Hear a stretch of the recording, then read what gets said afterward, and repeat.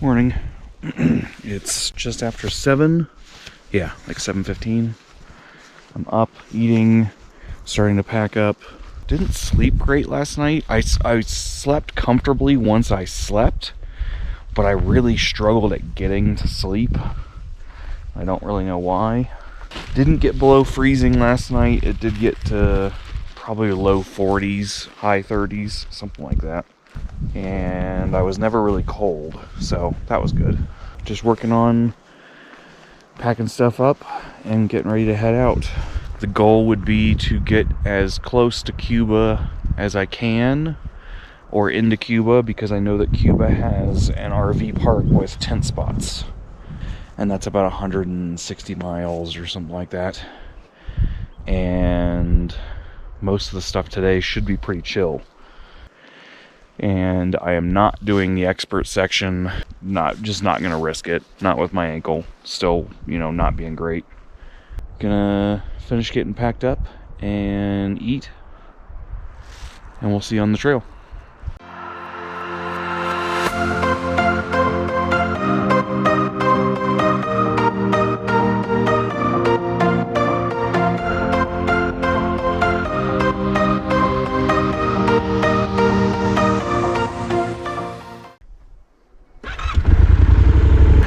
Good morning, Yennefer.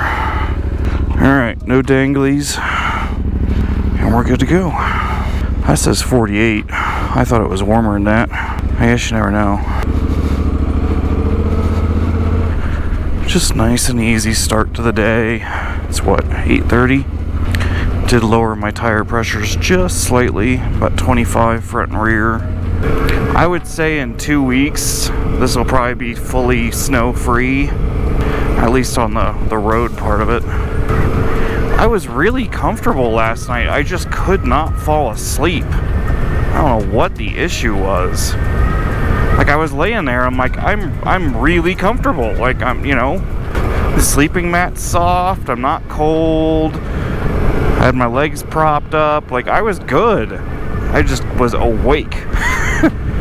I think I finally fell asleep at around, like, maybe midnight or so. Keeping an eye out for cows and other wildlife, because I'd rather not hit one.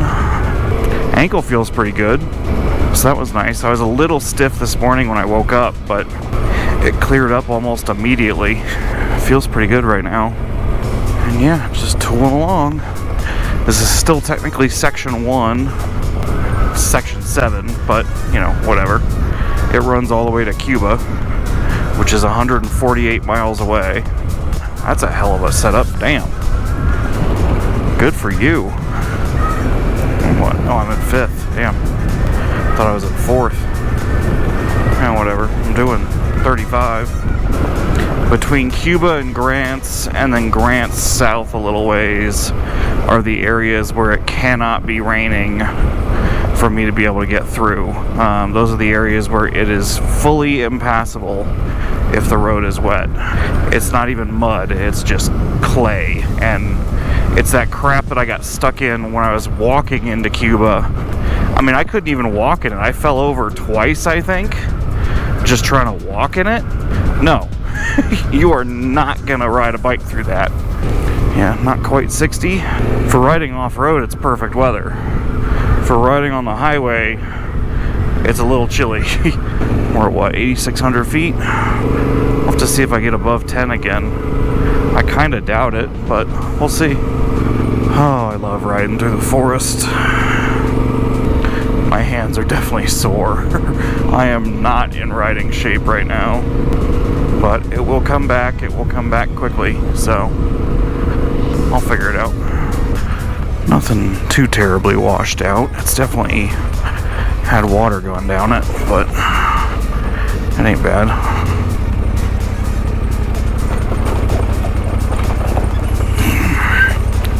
Back over here. There we go.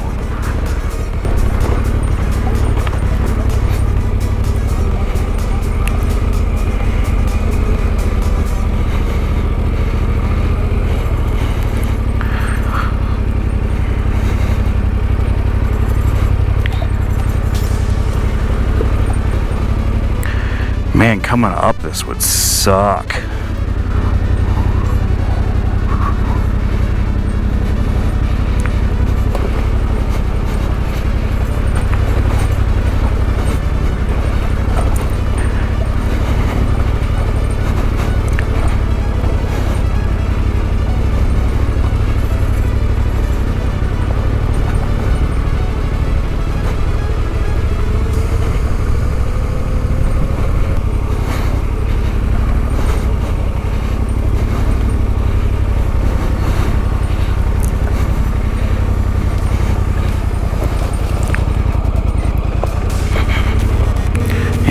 definitely pretty messed up. Still rideable, but pretty messed up. Alright, we're gonna get Droney out. Oh, hi, turkey. Where's the rest of you?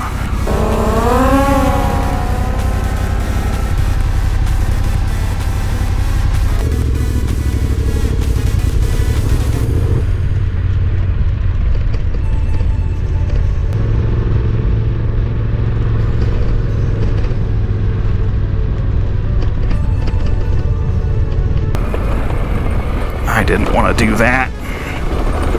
There we go.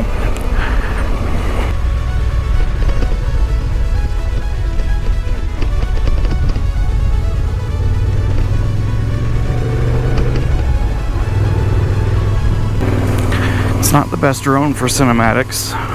That's just a given. It's more of an action camera, but on a drone. But that's alright. That's what I need. I need to be able to fly the damn thing without worrying about crashing it every 2 seconds. I never would have flown the Mavic back in here. There's too many trees. The Mavic was clear terrain only. Way better cinematically. The camera's way better, you have way more control over the drone. But it's useless for stuff like this. It won't do it. It'll either run into something or lose you. Or both.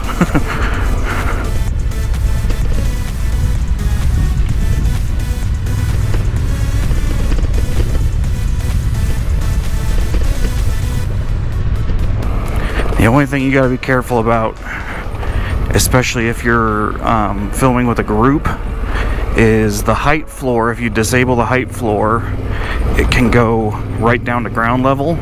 The accident avoidance algorithm does not recognize moving objects as something that it needs to avoid. That's just the way it works. And so if you're riding with other people, there is the possibility of it hitting one of your riding partners, because it's not going to recognize it as something that it needs to avoid.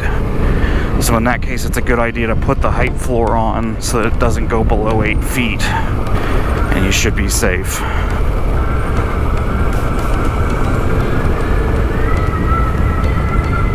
God. More of this, please.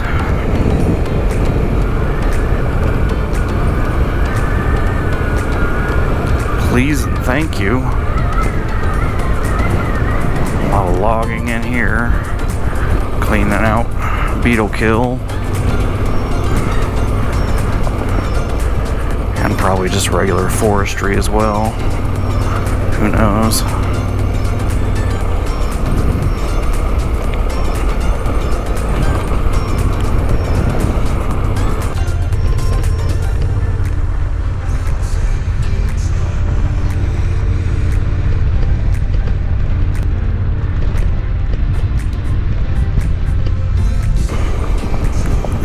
Good a spot as any.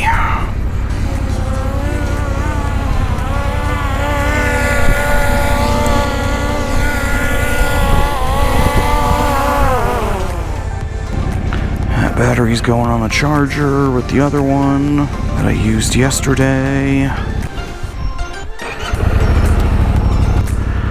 9:30 and we're doing good. My camel tank is working finally. I had to get another O-ring because the one that I had on there fell off, and so my camel tank wasn't working.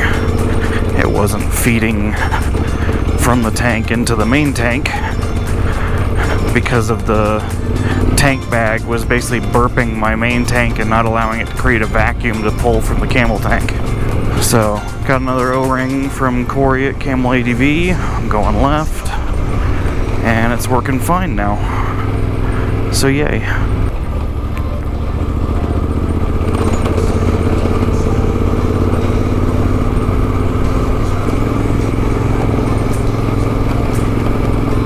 Oh, that's a big tree.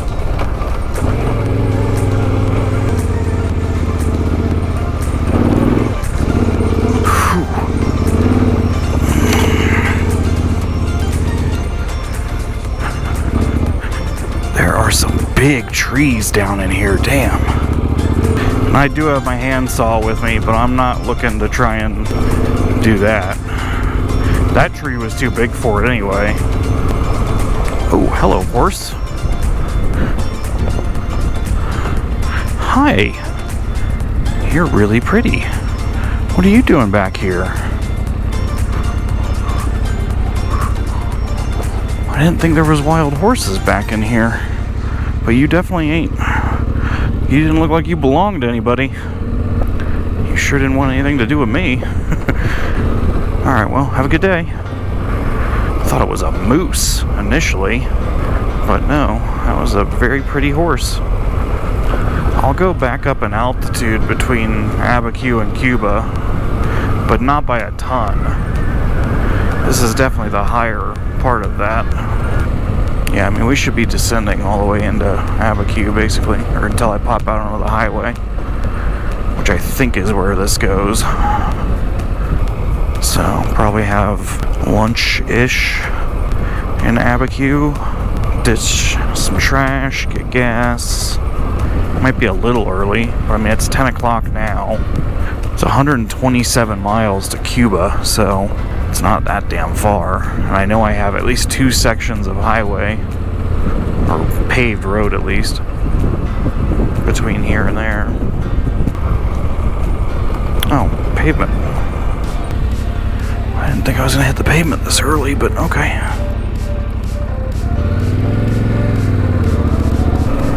Alright, well, I'm not going to record pavement, so we'll kill the cameras and I will get back to you when I'm on dirt. Just came through Valencitos. It was really pretty. There's nothing there, so yeah, definitely no services. We're 43 miles from Abiquiu. That is the problem with just about any well-traveled dirt road. It starts getting washboarded.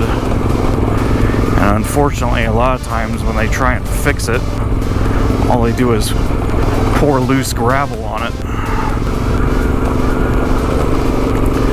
God, everything except for the dead center is just washboarded as hell. Oh God, and even then. So if you don't know what causes washboard, it's basically an interaction on cars between their suspension and either acceleration or braking. So that's why it's almost always on hills or like sharp turns and things where you need to slow down. And it's basically an induced oscillation in the suspension because of braking or accelerating on dirt. And over time, it develops into this. And it just gets worse and worse and worse. Oh God. Ankle feels a lot better. I'm able to shift without it really hurting. It's still stiff, you know, I can still feel it and everything, but it's doing a lot better. We'll say that. Alright, there I got one cow on the wrong side of the road. You're gonna cross, aren't you? You just stay right there, Bessie. You already crossed, so that's good. Moo cow, don't bother me. Moo cow, don't bother me. Moo cow, don't bother me, or I'll have you as a big nice steak. Yeah, third for off-road is kind of the sweet spot for this bike. It can go real slow, but it can also torque through just about everything. Second's too low and fourth is too high. If I was on a 690, I'd probably be in 4th or 5th for a lot of this. Why KTM did not make a 690 adventure, I will never understand. Put a fairing on it, a bigger tank, and a long ratio gearbox, and you would sell so many of those damn bikes.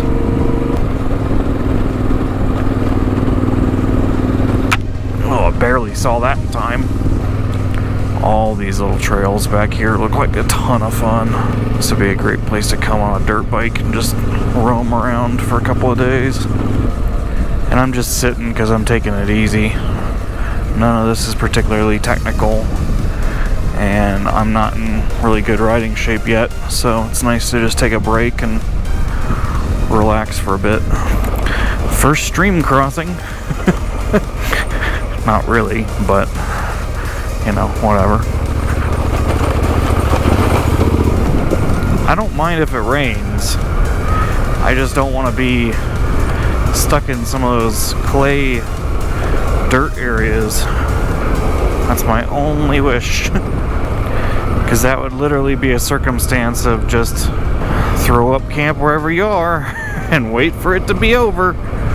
So far, all this has just been real fun. Pretty chill, technically. Just enjoyable riding and beautiful scenery. Oh, this might be the hardball right here. Yep. Bonk. Alright, well, I'm not going to stop in El Rito. I'm going to continue to Abiquiu for lunch and gas. And I will start recording again if I get back on the dirt.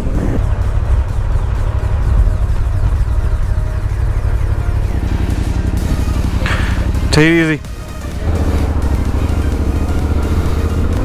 Met a group of 3 guys doing the BDR from south to north. They are from Oklahoma, and they were just coming through. They should finish probably tomorrow, I would guess, because it's a little late in the day to get all the way out of there. But yeah, they were on a KLR, an F800, and an F12 and an R1250 GS, and they were heavy. They were talking about the issues they had with the sand between Grants and Cuba, and then in section 2 I guess there was some pretty bad sand, which I should not have nearly as many problems as they were having, because the only one that was probably close to my weight was the KLR, and I was honestly probably still lighter than him. But yeah, had a good lunch, got gas, hung out in Abiquiu for a little bit, and now it's time to keep on keeping on.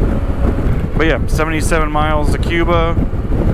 They let me know that the RV place was a little bit full in one area, but there's apparently one across the street that is fine. And if I get there and everything's totally full up or whatever, honestly, I could get a freaking hotel room and just be done with it. Alright, here's dirt. Yeah, surprisingly, 2 of the 3 of those guys had hard luggage.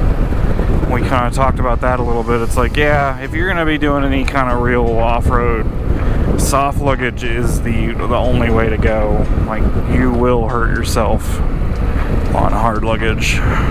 They did say that unfortunately the road right by Snow Lake had recently been plowed, and they just threw a bunch of gravel on top of it, so it's like 8 inches of gravel.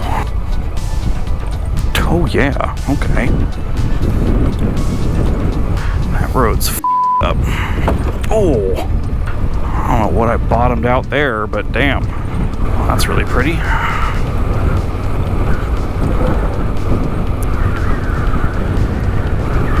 All the red rock. Danger when siren. Oh, okay, for flood. Not worried about that right now. But yeah, if you're riding along here and you hear a siren, leave the bike, climb, and climb fast. That's cool.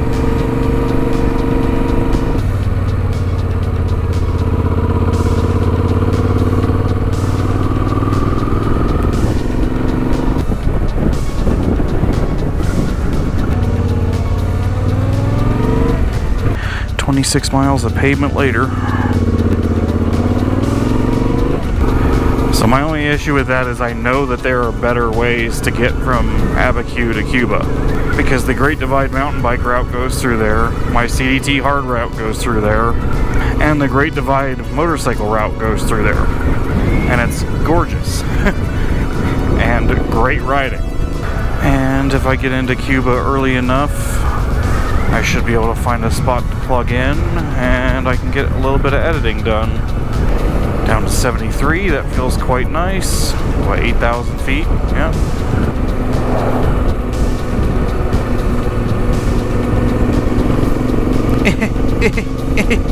I got the black lung pop. Relax, shake it out a little bit. Oh, I popped my thumb, that felt good. Alright, I'm gonna go right down the middle, guys, if I can. Alright, you're a bull.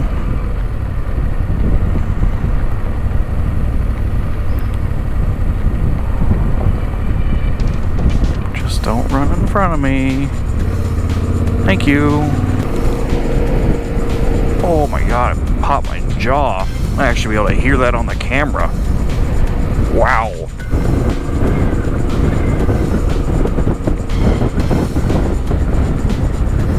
Miles to Teakettle Rock. Still don't know what that is. Oh, I would really like to be able to ride the Arizona BDR with other people again. So this Moscow Moto meetup, I have to think somebody is going to be leaving from there and riding the BDR up to Flagstaff for Overland Expo. I kind of wonder if the Moscow Moto people are doing that. In which case, I would love to tag along with them. Because their Arizona BDR in a couple areas is pretty damn tough. It would just be nice to have somebody with me, especially because of my ankle still being kind of meh. But we'll see. I mean, all I can do is see what people's plans are. This is a nice warm-up to get back into it. Oh, here's Teakettle Rock. Okay, I get it now. It looks like a tea kettle. It actually really does look like a tea kettle. It's got the spout and everything. So let's see, 36 miles to Cuba. So it's going to take me another hour. And yeah, I'm going to get to Cuba at like 4 o'clock. So that'll give me time to get stuff charged up, do some editing, and then continue on my way tomorrow. Can I get my camel back into my mouth hole?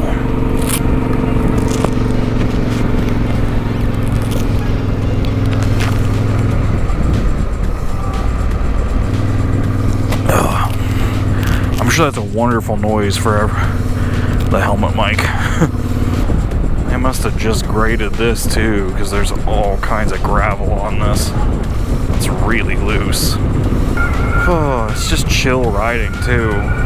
Would it be fun if it was a little bit more technically difficult? Yeah, but sometimes it's nice to be able to just blast through something at 40 miles an hour and not have to worry about coming up to a ditch or something, you know? 26 miles to town, it's 3 o'clock. Oh, and I'm about to pop out on the highway. I'd be kind of disappointed if I'm on pavement the entire way into Cuba. Because again, there are way more interesting ways to do this.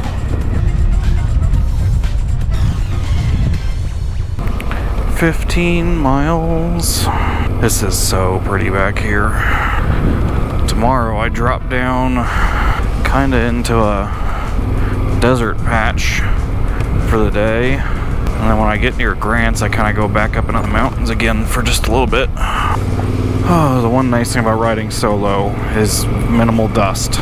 It's one thing that can be really tiring with riding with a bigger group, is you're just always dusty. And I'm going straight, and I think this is back onto pavement. Ugh. Clear.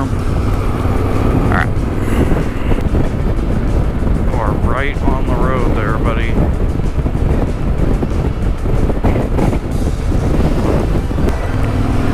There's where I stayed the first time, which was not great. Don't see any hikers. It would be really early for hikers to already be in Cuba. I mean, it's possible, but it would be really early. Hello from beautiful Cuba. I'm back in the same hotel that I was in and I stayed in when I was here hiking the Continental Divide. The RV parks were full. I'm guessing it has something to do with the Cinco de Mayo weekend or something like that. But yeah, it was busy. It was fun riding today. Got all the footage downloaded. Did a little bit of editing because I got in at like 4 or 5. And I'm just working on charging everything up now. Everything's plugged in, refilled water. I'm gonna pack basically all the way up before I go to sleep. It's like 8:30 or something like that, so it's not real late. But yeah, we'll see what tomorrow brings. Catch you out there.